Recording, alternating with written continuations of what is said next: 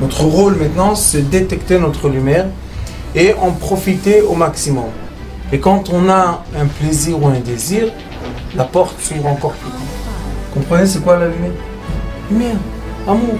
C'est pas important qui tu es, où tu es, comment tu es. Dieu t'aime. Top, nous sommes dans une paracha qui est très très intéressante. Il y a beaucoup de thèmes, il y a beaucoup de choses à parler, mais comme nous sommes dans les histoires des enfants indigos, alors on va parler d'une chose qui s'est passée dans la paracha. C'est qu'après qu'il y a eu le conte des enfants d'Israël, après que Akadosh Baruch Hu, il a fait une maguefa, malheureusement il y a eu 24 000 morts, et chaque fois qu'on voit dans la Torah qu'Akadosh Baruch Hu a créé la mort de beaucoup du peuple d'Israël, tout de suite il les compte. Alors on se pose la première question, pourquoi il les compte si tu les as tués? Les sages nous disent qu'ils sont tellement précieux qu'il les a comptés. Même ceux qui sont partis, on les compte, on veut les prendre en compte. Les gens qui sont partis, ils ne sont jamais partis. Et il y a des personnes, surtout les enfants qui sont indigos, ils ont des ressentis. Et beaucoup de fois, ils ont des ressentis d'âmes qui sont partis. C'est pour ça que dans cette paracha, on voit que Akadosh Baruch Hu, il est écrit comme ça. Vayedaber Hashem el Moshe le'emor. Yifkod Hashem Elohei Aruchot. Lechol basar asher ish al haeda. Qu'est-ce que c'est Ruchot? Lechol basar. Qu'est-ce que tu veux? Ou basar, ou Ruchot. Il dit non. Yifkod Hashem Elohei Aruchot. Dieu de miséricorde, c'est Hashem. Et Elohei, c'est la rigueur. On a la miséricorde et la rigueur. De quoi? Chez la Ruchot. Ça veut dire que chaque fois qu'Akadosh Baruch Hu compte le peuple d'Israël, il ne compte pas seulement les gens vivants, il compte aussi les gens qui ont décédé. Pourquoi on a besoin de ça? Mon cher Rabbeinu, quand on était au Mont Sinaï, il a dit Mi sheshno imanu po, ve mi sheineno imanu po. Qu'est-ce que tu veux, mon cher Rabbeinu? Ça veut dire quoi? Ceux qui sont là et ceux qui ne sont pas là. Ça veut dire que l'entier, le vrai entier d'une personne, c'est la partie invisible et la partie visible. Si on n'arrive pas à prendre compte de la partie invisible, on n'arrive pas vraiment à toucher la partie visible. Vous comprenez ce que je dis ou je parle en chinois? Non, c'est bien. C'est du... Non, c'est pas. Ça veut dire que... Ça veut dire que... Attendez, le japonais, il va venir.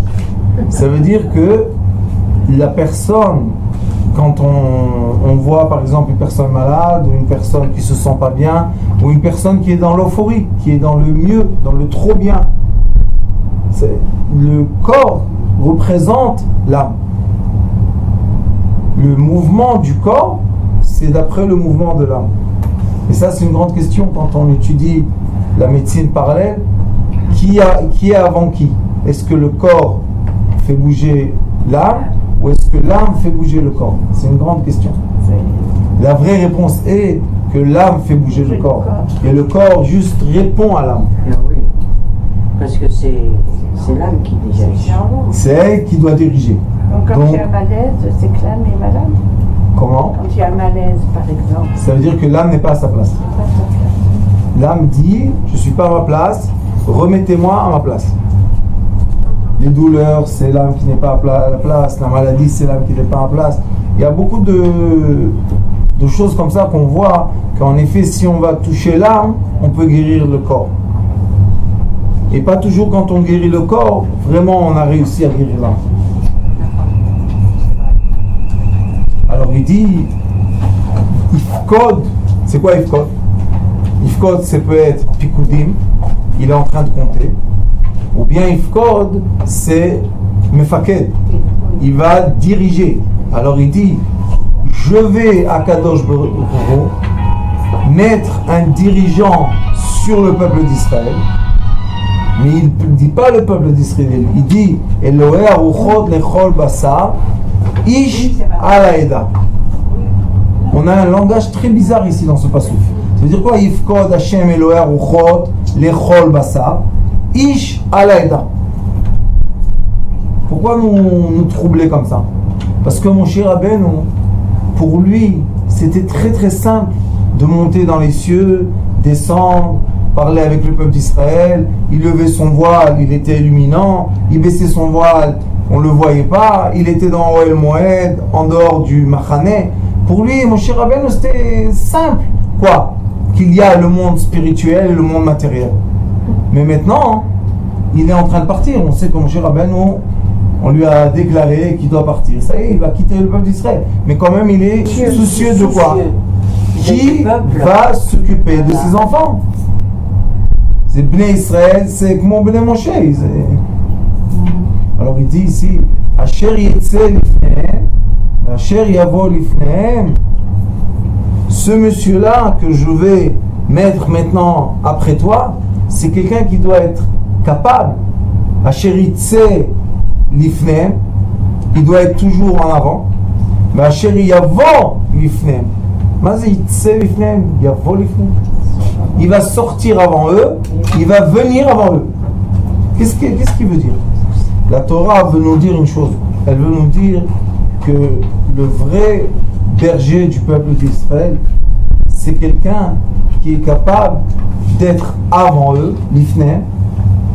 Il est capable d'être le magen, le bouclier de lumière. Et il est capable de venir l'ifné. Venir qui? Il vient vers Hachem. Vous comprenez comment ça se passe? Comme Akadosh Baruch Hu, il est spirituel dans la matière aussi, mais dans la spiritualité. Alors, cette personne-là doit être capable de venir avant. V'asher yotziem, v'asher yaviem. Il est capable de les faire sortir, il est capable de les faire entrer. Sortir d'où? Rentrer où? Tout ça, c'est quoi? Ce sont des attributs spirituels. Il est capable de les faire sortir et il est capable de les faire venir. Sortir d'Égypte, venir en terre d'Israël. Sortir de terre d'Israël, venir en exil. Passer en exil de pays à pays, c'est sortir d'un pays, rentrer dans un autre. Ça veut dire qu'on a besoin que le berger ait quelqu'un qui est capable d'être modifié. C'est quelqu'un qui est capable d'être une fois égyptien, une fois israélien, une fois Israël, une fois Jordanie, une fois Jordanie, une fois Turquie, une fois Turquie, une fois... C'est quelqu'un qu'on peut l'emmener partout et il s'adapte. Maintenant la question est, quel est le trait de caractère d'une personne qui s'adapte tout le temps? L'humilité. Si la personne qui doit s'adapter est connectée à la matière, donc chaque fois que je la fais bouger d'un endroit à l'autre, qu'est-ce qu'elle fait? Elle perd son identité puisqu'on la fait perdre sa matière. Mais si la personne n'est pas tellement attachée à la matière, elle est attachée à quoi? Ça veut dire que cette personne, toujours le berger, il est écrit aussi dans le Zohar HaKadosh que le vrai berger du peuple d'Israël, c'est quelqu'un que même s'il descend, même peut-être Charetouma, il descend dans le fin fond de l'impureté, son visage est toujours vers Akadosh Baruch Hu. Yaher Hashem panav elecha. Il est toujours face à face avec Akadosh Baruch Hu. Alors comment il descend? Il descend en marche arrière. Comment il rentre? Il rentre en avant. C'est quelqu'un que tout le temps doit être connecté à la lumière. Ça c'est un travail. Pourquoi? Parce que une personne normalement dans la vie normale des gens, qu'est-ce qu'elle fait? Elle grandit dans son physique. Après, elle s'achète. Elle s'achète la voiture, elle s'achète la maison, elle emmène sa femme dans sa maison, ses enfants dans sa maison. Elle est tout le temps en train de quoi faire? De prendre des choses. Et tout d'un coup, on nous dit, vous savez, c'est quoi le vrai berger du peuple d'Israël ou du peuple entier? C'est quelqu'un qui ne tient plus à rien. Alors quoi, ta maison n'est pas importante? Et ta femme n'est pas importante? Oui. Et si elle veut partir? La porte ouverte. Hein? C'est fort ça. Oui, tes enfants, ils sont pas importants? Oui. S'ils veulent être côté de moi, c'est leur choix. S'ils veulent pas, la porte est ouverte. Qu'est-ce que tu as? Tu es relié à personne? Tu aimes personne? Qu'est-ce que tu as? j'aime le mieux. Vous savez pourquoi? Parce que ça s'appelle dans le Hari Akadosh être libre. Chofesh. C'est quoi Chofesh? Je fais ce qui est bien. Je ne suis pas attaché à des obligations qui me font du mal. De dépendre de personne. De dépendre. J'aime ma femme, mais je l'aime qu'elle veut être à côté de moi. Pas qu'elle est obligée d'être à côté de moi. Aujourd'hui, j'ai un couple. Ils étaient en train de parler de séparation et tout. Et la femme, elle pleure, elle pleure. J'ai dit, oui, mais pourquoi tu pleures? Après, j'ai dit, qu'est-ce que tu crois? Tu vas lui faire la guerre, et tu vas emmener les avocats, et tu vas faire... C'est pas le premier mariage, c'est le troisième jour. Et tu vas lui... Mais elle s'est habituée, t'habites à côté de toi, avec toi, elle s'est habituée que tu la nourris. Qu'est-ce que tu vas faire? Tu vas le jeter dans la rue? Et qu'est-ce que tu penses? Qu'elle n'a pas peur de ça? Elle dit, on est dans un monde libre. Moi, j'aimais bien, elle a rien. C'est son problème, pourquoi c'est le mien? J'ai dit, tu as raison, mais presque. Elle t'a fait plaisir, elle t'a aimé, tu étais avec elle. Hein? Qu'est-ce qu'on fait avec tout ça? Elle dit, qu'elle trouve un travail, elle se loue une petite maison. Attends, excusez-moi, mais qui a décidé de divorcer? C'est le mari ou c'est la femme? Quelle est l'importance? Non, mais en fait, un divorce, c'est à deux. C'est tous les deux, ils sont tous les deux Oui, pour divorcer. mais si lui dit, va-t'en de la maison. Ça va faire En fait, c'est plus un divorce, c'est qu'il la rejette carrément. Donc c'est lui. Qu'est-ce qu'elle va faire? Vous avez entendu qu'est-ce qu'elle a dit?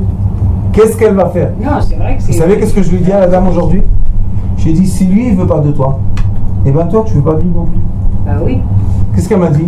Elle m'a dit, mais comment je vais en manger? Où je vais habiter? C'est pas grave, elle arrivera toujours à s'en sortir. Je lui ai dit, je lui ai dit exactement ça. Je lui ai dit, si tu es là par l'obligation d'une maison ou de l'argent, tu n'es pas là. Elle arrivera toujours à s'en sortir. Alors lui, il te veut pas? C'est une coopération, c'est pas un mariage. Vous comprenez ça? Ça, c'est Akadosh Baruch Hu a dit au peuple d'Israël. Ouais. On est ensemble parce qu'on veut. On n'est pas ensemble parce qu'on est obligé. Et c'est pour ça qu'au temps de Mordechai, qui était à la deuxième exil, il est écrit Kiblo vekimu alem haYehudim. Le peuple d'Israël a reçu sur lui par amour la volonté divine. Mais le peuple d'Israël, il s'appelle comment? Lech techacharai bamidbar be'eretz ozroa. C'est la femme. On est comme la femme d'Akadosh Baruch Hu. Des fois on est les enfants, des fois on est la femme. Mais il y a des liens entre nous. Il y a des rapports. Donc il dit ici Velo tieh adat Hashem ketzon asher en lahem roeh. Sache, mon cher Rabbeinu, sachez que c'est un des discours les plus profonds qu'il y a dans la Torah. Les gens passent dessus vite parce que c'est un discours qui nous oblige beaucoup. Pourquoi? Parce que dit Akadosh Baruch Hu au berger qui nous a fait sortir du peuple d'Israël, sache, mes enfants ne seront jamais seuls. Ça veut dire quoi, mes enfants ne seront jamais seuls? C'est pour ça que dans notre Torah, il y a Gitin, il y a Kiddushin. Il y a comment se divorcer et comment se marier. Des fois, une femme, elle se divorce, elle se retrouve avec des enfants. Qu'est-ce qu'elle se dit? Oh, il va avoir mes enfants, qu'est-ce qui va se passer avec eux? Non, comment ils vont grandir? Qui va les aider? Elle est toute seule. Qu'est-ce qu'elles font? Akadosh Baruch Hu, il promet, ne t'inquiète pas, le berger viendra, il va s'occuper de tes enfants, c'est moi qui l'envoie. C'est pas toi, mon cher Rabbeinu, le berger.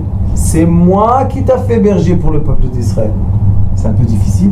Après tout ce que mon cher Rabbeinu a subi dans sa vie, et encore maintenant à la fin de sa vie, on lui dit, écoute, on peut te remplacer. C'est pas agréable ça. Non. C'est très désagréable de dire à quelqu'un, on te remplace. Allez. Quoi? Maman, qu'est-ce qu'il y a? J'ai trouvé une maman spirituelle aux Indes. J'ai plus besoin de toi. Vous croyez que ça n'arrive pas? Ça arrive tous les jours des histoires comme ça. Il y a des sectes, il y a des gens qui prennent la tête des enfants. Qu'est-ce qu'on fait? Bien sûr. Moi, je dis aux personnes, sachez une chose. Tant que tu es dépendant d'une personne, tu es un esclave. Et Akadosh Baruch Hu ne veut pas d'esclaves. Qui sont les caractères qui ne peuvent pas être esclaves? Les enfants. Les indigos. Et regardez comment on parle d'eux d'ici. Vayomer Hashem el Moshe. Akadosh Baruch Hu parle avec Moshe Rabbeinu. Kach lecha et Yoshua bin Nun. Prends-toi Yoshua Binoun. C'est écrit Yoshua Binoun. Nar lo mashmina oel. C'est celui qui arrangeait les choses, celui qui aidait Moshe Rabbeinu. C'était son assistant, son élève. Il dit Ish Asher Ruach Bo. Vous vous rappelez qu'il a écrit Elohei Aruchot Lechol Basar. Il lui dit, tu sais, Yoshua Binoun, il a l'esprit interne. Comment ça, Moshe Rabbeinu nous dit, et moi, j'avais pas l'esprit interne, qu'est-ce que tu veux? Yoshua Binoun, c'est celui que tu vas prendre et tu vas lui donner tout ce que tu as à l'intérieur de toi. Tout ton souffle, il doit aspirer. Pourquoi? Parce que Yoshua Binoun, ton élève, va être le deuxième dirigeant du peuple d'Israël. C'est facile ou c'est difficile? C'est difficile. Alors le Talmud nous donne une réponse. Léolam, jamais l'entraîneur ou le professeur est jaloux de son élève. Et jamais le père de son fils. Et au contraire, ils veulent qu'il soit mieux qu'eux. Il y avait une période, Baruch Hashem, je recevais des douleurs que ça faisait un peu tourner la tête. Pendant beaucoup de mois. Et une fois, j'ai pas dormi la nuit. J'étais dans la cuisine. J'ai pris un grand couteau comme ça. Je commençais à crier faire comme ça autour de moi. 2 filles à moi sont descendues en bas. Papa, qu'est-ce que tu as? Je leur ai dit, c'est fini, je veux plus souffrir. Halas, où il est celui-là qui me fait souffrir? Je suis devenu un peu coucou, zinzin dans la tête. Elles m'ont mis, repose-toi papa, repose-toi, c'est pas bien comme ça, repose-toi. Attends, ils ont pris le couteau, je me suis reposé, je suis endormi.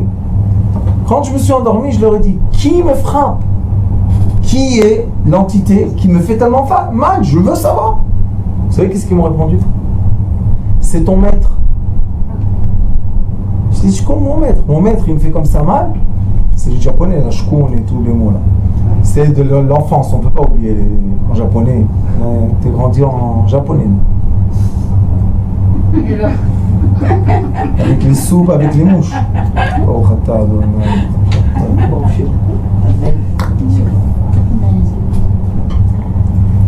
heureusement que je me dégoûtais quand j'étais petit. Imaginez-vous, je grandais avec les mouches. Oh, alors j'ai dit, c'est qui? Pourquoi elle me fait ça? Dans les restaurants japonais, maman, il y avait des mouches. Alors il dit, pourquoi? Qui me fait ça? Ils m'ont dit, c'est ton maître. Je leur ai dit, pourquoi mon maître me frappe tellement fort? Ils m'ont dit, parce que si tu veux être après lui, aussi un maître, tu dois être à la hauteur de la force des coups. Tu dois être à la hauteur de la souffrance, pas à la hauteur du plaisir. Le plaisir, c'est trop facile. Une fois, le Baal Shem Tov HaKadosh, un élève à lui, est devenu Rav dans un petit village. Qu'est-ce que c'était avant le Rav? Il y avait la synagogue, la chaise. Il avait sa chaise en bois, c'était le Rav. Il est venu Baal Shem Tov. Il lui a dit, est-ce que tu es prêt à t'asseoir dans la chaise de Kavod? Oui. Est-ce que tu es prêt à donner les cours? Oui. Est-ce que tu es prêt de recevoir le Kavod? Oui. Il a dit, est-ce que tu es prêt de souffrir leur souffrance? Il a dit non. Alors il a dit, Baal Shem Tov, tu n'es pas apte d'être un Rav? Il dit pourquoi? Il dit parce qu'il écrit dans le pasuk, Vayetz Shir Mo Lisbol. Tu dois prendre sur toi. Maintenant, c'est quoi une souffrance, vous savez? La souffrance, c'est la polarité négative. Le Ségol, les enfants Ségol, les Indigo, ils sont tout le temps avec la tête en haut. Et ceux qui ne sont pas Indigo, ils sont toujours avec la tête en bas. Alors, c'est quoi de la souffrance? C'est de remonter ceux qui sont avec la tête en bas, la tête en haut. Mais qu'est-ce que ça fait? Ça fait que toi, tu tournes. Est-ce que tu es prêt d'être en bas quand eux ils sont en haut? Ah, Rabani, ça s'appelle Vana Forhu. C'est quoi Vana Forhu? Que je suis prêt à quoi? À tourner les polarités. Si tu vois quelqu'un qui souffre, fais-le rire, fais-le rigoler. Et si toi tu vas descendre en bas, je suis prêt à descendre en bas. Les enfants, ça vole, c'est Milachon de Mesougal. Mesougal, d'accord, c'est Golta. Il y a beaucoup de ça, c'est Golta, Mesougal. Bien sûr qu'ils sont capables. C'est les plus beaux guerriers du monde. Vous savez qu'est-ce qu'on a fait maintenant, Baruch Hashem? On a fait le premier... Comment ça s'appelle? Pas un cadre. Non. Comme une voiture, mais qu'on met derrière. Un petit chariot. Le premier chariot de la forêt. Là-bas, dans la forêt, il y a beaucoup de ségols. Des gens... des forts. Pourquoi? Parce qu'ils résistent. Ils résistent le monde qui les rejette. Et malgré que le monde les rejette, ils sont là, ils n'ont pas été en prison, ils n'ont pas été dans les asiles de fous. Ils sont là, ils sont forts. Tout le temps, quand je les vois, je leur dis, vous me renforcez, vous. Ils me disent, pourquoi non? Je dis, parce que être jeté de partout et être fort, résistant, ça veut dire que vous avez la tête en haut. C'est gol. Et non pas ceux qu'on le dit, ah, ils tombent par terre. Ça, c'est la tête en bas. C'est pas comme ça. Alors il dit, Asher Ruach Bo, il a dans lui l'esprit, Vesamarta et Yadecha alav. Et tu dois mettre tes mains sur sa tête, et maintenant tu dois lui donner ton esprit. Vous comprenez qu'est-ce qui se passe? Yoshua ben Nun, c'est pas Moshe Rabbeinu. Et Yoshua ben Nun n'a pas été Moshe Rabbeinu jusqu'au moment que Moshe Rabbeinu doit partir. Mais Moshe Rabbeinu doit partir du monde s'il n'a pas transmis. Il n'a pas bien fait sa mission. Vous imaginez un peu, Moshe Rabbeinu 120 ans. Qu'est-ce que j'ai pas fait bien en mission? 80 ans, 40 ans dans le désert, et 40 ans il fait sortir le peuple d'Israël d'Égypte dans le désert. C'est pas un vrai leader, c'est un super vrai leader. À la fin, qu'est-ce qu'on lui dit? Tu sais comment on va te tester? Si tu vas donner tout ce que tu as en toi à ton élève. C'est magnifique. C'est dur, hein? C'est à la fois dur, mais à l'autre fois. Mais c'est bien de pouvoir le faire. C'est grand. Ça veut dire qu'on apprécie son savoir. C'est grand, c'est grand. Ça veut dire que c'est un homme de grandeur. De grandeur, c'est grand de faire. Maintenant, on va poser la question. Yoshua. On va parler de Yoshua. Yoshua ben Nun. Les gens, qu'est-ce qu'ils vont dire après? Mais c'est pas ton caractère. C'est ce que tu as reçu de ton maître. Mais c'est un peu normal puisque l'élève suit l'exemple du maître. Oui, mais Rabbanit, c'est lui qui doit être le leader du peuple. Le peuple doit entendre ce que dit Yoshua. Et comment ils vont entendre? Ils vont lui dire, toi, tu vas nous diriger à nous? Non, toi, tu es l'élève, tu as reçu de Moshe Rabbeinu. Nous, on veut Moshe Rabbeinu, on veut pas toi. Il faut qu'il fasse ses preuves par lui-même. Ses preuves Par lui-même. Donc il a prouvé en... Voilà. Un grand problème, Yoshua. Ouais. Oui, Rabbanit. On marche bien sur Moshe. Oui, mais Yoshua maintenant, c'est lui le nouveau leader. Jusqu'à que le Mashiach viendra, on ne marchera plus sur Moshe. Mais Zrat Hashem, et ça sera qui le grand Mashiach qui viendra? Moshe Rabbeinu. C'est l'année Neshama de Moshe Rabbeinu qui va revenir. Mais Yoshua ben Nun, sachez que Yoshua ben Nun, dans les épreuves qu'il a eues, on voit que c'est pas un ségol. C'est pas un ségol. C'est pas quelqu'un qui a eu l'esprit divin. La preuve que quand il veut faire rentrer le peuple d'Israël en Israël, il y a un ange qui vient et qui lui dit, je vais te tuer. Et Yoshua se met à plat. Il dit, excuse-moi, quelle faute on a fait, qu'est-ce qu'il faut faire? Yoshua, mon cher Rabbeinu, on n'a jamais entendu qu'un ange est venu le mettre à plat. Qu'est-ce que c'est? Mon cher Rabbeinu, il est au-delà des anges. Alors c'est son positionnement, c'est le positionnement. Parce que Yoshua ben Nun, c'était pas le leader, c'était pas Shlomo HaMelech. C'est un deuxième. Sachez que, oui, c'est le numéro 2. Sachez que David HaMelech aussi, c'était pas Moshe Rabbeinu. David HaMelech, il a eu tout le temps des difficultés d'être le leader du peuple d'Israël. Quand il est venu Shlomo, il a dit, celui-là il m'arrange, tac, celui-là il m'embête, tu coupes la tête, celui-là tu coupes la tête. Est-ce qu'il y a du bruit? Non, il y a du silence. Très bien, maintenant je vais construire le temple. Quel âge il avait? 12 ans. Donc, on a David HaMelech, qui était le père, qui n'était pas à la hauteur de son fils, la preuve qu'il n'a pas construit le deuxième temple. On a Shlomo HaMelech, qui est le fils, que le père lui dit, fais ce que te dit Akadosh Baruch Hu, tu réussiras dans ta vie, et il a vraiment réussi. C'est bien, c'est bien. Et on a après les enfants de Shlomo HaMelech qui n'ont pas réussi à être à la hauteur de leur père. Alors on voit que les enfants, leaders, les vrais leaders de caractère de leader, C'est Dieu qui leur donne le roi. Eh oui. c'est qui? C'est Ish Asher Ruach Elokim Bo. Le roi, Eh oui. oui, c'est pas. Mais Yoshua ben Nun était Ish Asher Ruach Bo. Vesamachta et Yadecha Alav. Im yesh bo ruach, s'il a l'esprit d'un leader, pourquoi je dois le bénir? Et s'il a l'esprit d'un leader, comment ça se fait qu'un ange vient lui faire peur et il s'attale par terre? Qu'est-ce que c'est ça? Tu es le leader du peuple d'Israël. Qui c'est un ange? Qu'est-ce que c'est un ange? Un ange, c'est une lumière. Si tu mets un... Donc en définitive,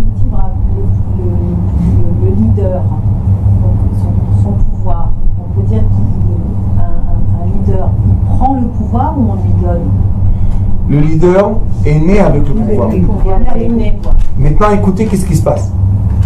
Je vais vous dire une chose qui est très difficile à dire, mais Dieu nous donnera la force. La personne qui est née avec le savoir, vous savez, ceux qui se font les inventions, les leaders, les Indigo, les Sgolta, tout cela, qu'est-ce qu'ils font? Ils emmènent dans le monde un savoir, un nouveau savoir. Non? Maintenant, s'ils sont sages, qu'est-ce qu'ils vont faire du savoir? On le transmet. Ils vont le transmettre, s'ils sont sages. S'ils sont bêtes, le savoir meurt avec eux. Et s'ils sont sages, ils vont donner ce savoir. Non? Maintenant, ceux qui vont recevoir le savoir, ils vont être indigo ou carré? Ils vont carré. Ils sont pas Carré. Ils sont pas indigos. Ils sont obligés d'être carrés. Parce qu'ils ont reçu. Donc regardez qu'est-ce qui s'est passé. Le savoir qui vient du cerveau droit, à la fin se concrétise par le cerveau gauche. Et qu'est-ce que ça veut dire ça, vous savez? Cette histoire de Moshe Rabbeinu et Yoshua ben Nun, c'est un enseignement pour nous. De quoi? Une mère, elle va faire naître deux fils. Elle peut en avoir 8, mais il y en a 2 qui vont faire quoi? L'extrême polaire. Ma mère, elle dit, j'ai les 4 coins du monde. Maintenant, l'extrême polaire, c'est quoi? C'est un enfant qui va être très sud, pôle sud, et un enfant qui va être très pôle nord. Maintenant, je vous pose une question. Est-ce qu'on doit les mettre ensemble? Oui, pourquoi pas? Oui. Ça dépend. Parce que ça va détruire la sphère. Chacun va être détruit par l'autre aussi. Peut être détruit. Un peut prendre une Mais on ne peut pas les mettre parce que de On peut toute pas façon les ils mettre. s'éloignent. Il y a des Si conflits. tu prends 2 aimants, Exactement. l'aimant sud et l'aimant nord, tu ne peux pas les rapprocher, Voilà. ça se... Sauf si tu tournes un aimant. Oui, d'accord. Mais si tu l'as tourné, il n'est plus dans la polarité. Donc il n'y a plus une sphère. Ils cèdent. Il y en a un qui cède. Vous comprenez ça? C'est tellement important. C'est pas important ça. C'est tellement important de comprendre ça. Et la vérité de la création est quoi? Que chacun de parents qui vont faire naître des enfants, ils vont faire naître quoi? Des vraies sphères polaires. Ça veut dire que les enfants ne seront pas les mêmes. Moi je dis une chose, respect. Est-ce que c'est valable pour Jacob et... Yaakov et Esav, Yitzhak et Ishmaël, Avraham et Haran, il y avait tous ils sont polaires. Même le premier homme, il y avait l'homme mal, mauvais. C'était l'homme, c'était le même. C'était son miroir. Ici, on voit aussi qu'il y a 2 polarités. Il y a Moshe Rabbeinu qui est né, la lumière dans la maison était née. Et Yoshua ben Nun, si vous regardez un peu dans le Midrashim, pourquoi il est né? Pas une bonne raison comme Moshe Rabbeinu. Et lui, il était le pôle inverse. Maintenant, Moshe Rabbeinu doit donner sa force pour que lui, il se retourne et lui, il devient le maître. Et Moshe Rabbeinu rentre dans la terre. Ce maître-là, après lui, il n'y avait plus de maître. Ensuite, il n'aura pas de prophète pour Moshe. Non, après Yoshua ben Nun, il n'y avait plus de maître. Non, parce que ça, Parce qu'il y avait les Chachamim, il y avait Yoshua. Yoshua les Nevi'im, je crois. Nevi'im les... Non, c'est... Non, c'est après. זה פרקי אבות. משה קיבל תורה מסיני, מסרה ליהושע, יהושע זה... Les je crois. Il a donné un skenim, et ils ont transmis, mais il n'y a plus le nom d'une personne. Ça veut dire que Yoshua, qu'est-ce qu'il a fait? Il a accompli la mission des deux. Il a transformé un peuple qui était de rien du tout à un peuple. Mon cher Rabbeinu, c'est ce qu'il a fait. Et maintenant, Yoshua, qu'est-ce qu'il a fait? Il les a mis dans les règles carrées. Il a commencé à leur dire, voilà, c'est les règles sont comme ça, les règles sont comme ça. Il a partagé la terre d'Israël. Il a dit, toi, tu es jusque là, toi, tu es la frontière. Qu'est-ce qu'il a fait? Il a concrétisé de façon de quoi? De cerveau gauche, de processus, la vie du peuple d'Israël. Donc il n'y avait plus après lui des grands leaders. Et à un moment, le peuple d'Israël, encore une fois, va dans tous les sens. Qu'est-ce que fait Akadosh Baruch Hu? Il lui a promis.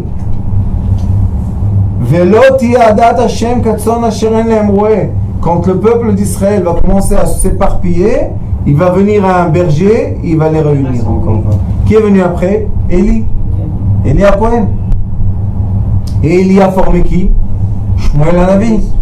Shmuel Hanavi a formé qui? Shaoul HaMelech. Et David HaMelech, qui étaient aussi deux polarités.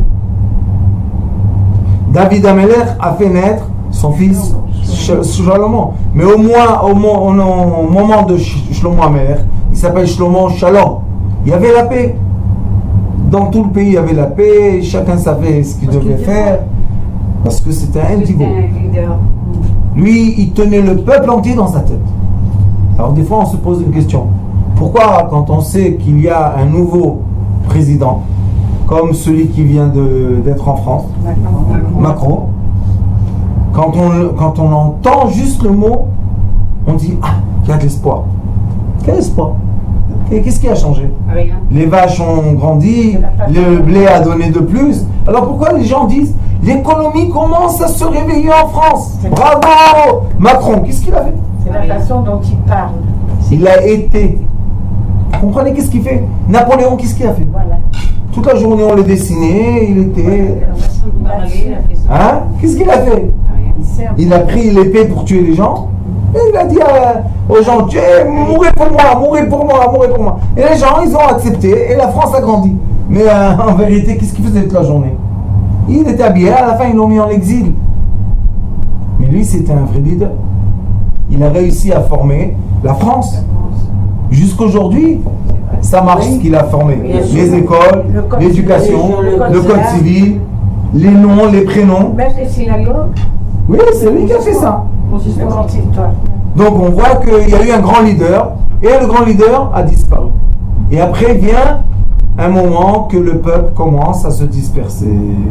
Il se disperse de quoi? C'était la tête. Et après, il n'y a plus la tête. Qu'est-ce qui se disperse? Les membres. C'est quoi les membres? C'est la foi, c'est la polarité du peuple.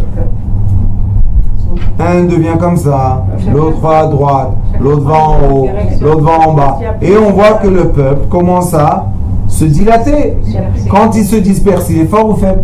Faible. Qu'est-ce qui fait le roi du monde? Il leur emmène un leader. Qu'est-ce qui fait le leader? Il rassemble tout le monde à redevenir une famille ou un groupe. Vous comprenez? Donc on voit que on a dans le processus de... Comment je vais vous dire ça? Il y a un processus qui est formaté d'en haut pour transformer ou pour transférer la lumière divine. Comme tout le monde n'arrive pas à recevoir la lumière divine, on donne à un leader, un indigo, on lui donne la connexion divine, et dès qu'il est connecté, maintenant qu'est-ce qu'il fait? Il va transmettre de quelle façon?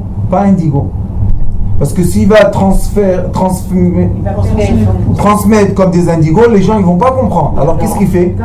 Il prend autour de lui des gens carrés et il dit aux gens carrés, voilà, ça c'est le savoir, écrivez-le.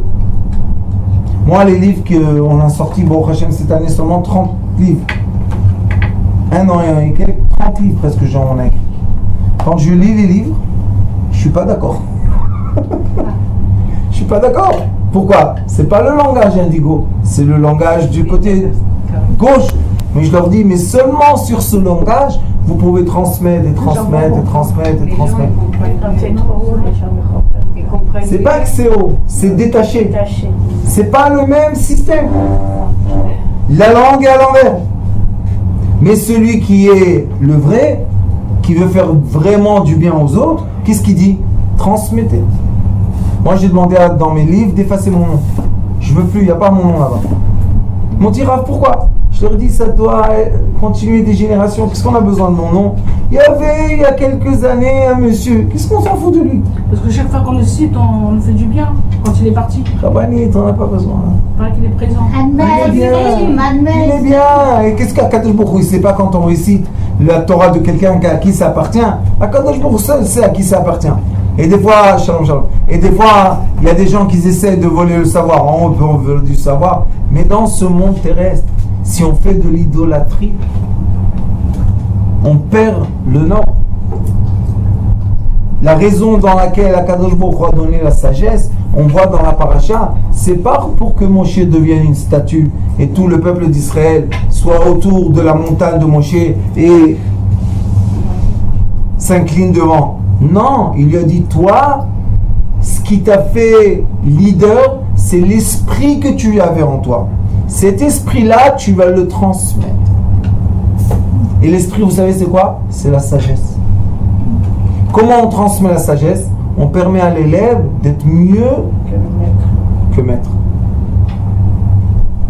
Ici, quand ils disent tu vas le mettre devant le prêtre, et devant tous les sages. Tous les peuples, non? Non, la Aïda, c'était les sages. Tu vas pas seulement en cachette lui donner ton esprit, mais tu vas montrer à toute l'assemblée, à toute l'assemblée que tu l'as nommé le nouveau leader. Pourquoi on a besoin de cela? Parce que tout le monde doit savoir que l'esprit divin a été transmis. Et on a vu en France beaucoup d'années qu'il y a eu des présidents, on n'a pas ressenti que c'est des grands leaders qui veulent faire quelque chose de bien pour la France. Mais ce petit jeune monsieur, il est petit de taille et jeune. En un an, il est devenu président. Vous savez, le dernier défilé du 14 juillet, Oui. il y a une dame qui m'a appelé, une élève à moi qui est en France, elle m'a dit, Rav, c'était exceptionnel. Je lui ai dit, qu'est-ce qu'il y a eu d'exceptionnel? Tous les 14 juillet, on voit le défilé de l'armée française. Elle m'a dit, non, cette année, il y avait quelque chose dans le défilé qu'il n'y avait pas les années précédentes. Qu'est-ce qu'il y avait? Le tank n'a pas changé, les avions n'ont pas changé, les militaires n'ont pas changé. Il faisait beau, il pleuvait pas. Vous savez qu'est-ce qui a changé? Celui qui était à la tête de ça. La présidente de ce Le président qui était à la tête, qui était devant tout ça, la façon dans laquelle il a regardé le défilé, ça fait un changement. Pourquoi? Ils ont vu Donald Trump, qui est le chef du monde, venir donner du kavod à la France. Vous savez que la France et l'Amérique, c'était deux énergies contraires, très contraires. C'est la France qui a créé l'Europe contre le dollar, il faut se rappeler. Et tout d'un coup, il vient Donald Trump et il est à côté de monsieur Macron et il lui donne du kavod. Mais il a quelque chose dans le regard, je trouve, ce Macron. Il a quelque chose dans Il a quelque chose dans l'esprit. Comment une personne, de rien du tout, en un an, devient président? Mais quand même, quand il regarde. Oui, parce que lui, quand il a décidé, je vais mener la France, il a vraiment mené la France. Et regardez quelque chose de très important. De ce discours qu'il a fait. Écoutez, il a une femme très plus âgée que lui. Oui. Il n'a pas d'enfant. Non, il n'a pas voulu. Parce que Il est complètement libre. libre de diriger. Il fait ce qu'il veut. Celui qui a des enfants et qui a des forces, qui lui dit à droite, à gauche, comment il peut être un vrai leader? Il peut pas. Mais celui qui comme je vous ai dit tout à l'heure, on vit libre. C'est vrai que tu es mon fils, mais c'est toi qui choisis. Tu veux être là, tu sois là. Sinon, tu peux partir. Il s'est détaché de toutes ces obligations. Ça veut dire quoi? Ça veut dire que le vrai leader, c'est quelqu'un qui est vraiment libre. Et ce monsieur-là, Macron, c'est quelqu'un de très spécial. Le Rav Ovadia Yosef, on va passer de l'un à l'autre, que lui aussi a grandi dans la misère de tout ce que vous voulez. Le jour qu'il est devenu Rishon LeZion, qu'est-ce qu'il a dit? Je monte parti politique. Jamais les Rishon LeZion ils étaient dans le parti politique. Il a dit je monte un parti politique et je vais être le leader de tous les Sfarad. Vous savez que dans tous les temps, aucun homme juif a réussi à emmener à son enterrement 1 million de personnes. Personne. Et vous savez qu'ils ont fait vite l'enterrement parce qu'il y avait au moins encore 1 million de l'exil qui voulaient venir participer. Ils n'avaient pas de place. Imaginez-vous 2 millions de gens. Où ils les auraient mis?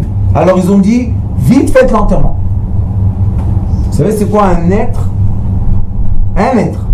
Maintenant après lui, il n'y a rien du tout. Le peuple cherche. C'est qui le leader? Où il est le berger? C'est qui va nous mener? Celui-là il dit non, moi je suis pas apte. L'autre il dit non, j'ai pas envie. Le rôle du leader, c'est pas de préparer un qui va venir après lui. Et c'est ça la grande question qu'il y a eu dans le peuple orthodoxe, que les Lituaniens, le Lituanien, il a délégué personne. Le Rav Eliashiv, les Chassidim, le Rav Osner, il a délégué personne. N'empêche qu'il devait déléguer un qu'on connaît. Et le Rav Ovadia Yosef n'a délégué personne. Oui, alors comment ça se fait? Comment ça se fait? Je vais vous dire que ça veut dire quoi? Qu'est-ce que ça veut dire? Ah, mon interprétation. Peut-être qu'il ne veut pas que Ça veut dire que comme il était promis ici, Velo tiye adat Hashem ketson asheren le'emroe. Dieu a promis, il y aura toujours le leader. On espère que ce leader-là qui va se dévoiler, c'est le leader du klal. C'est quelqu'un qui peut regrouper pas seulement les Lituaniens, les Chassidim et les Sfarad. Il va pouvoir réunir tous les peuples du monde autour de lui. Il y en a qui disent que c'est Donald Trump. Il Il y en a qui disent que la gematria de Donald Trump, c'est Mashiach Ben David. Ouais. On l'a lu quand tu l'as écrit. Moi, je préfère pipi, hein. On est tous pour Bibi. Non, je préfère sur Bibi, ma chère. Ah, lui-même, Mashiach, parle avec lui, envoie-lui un like.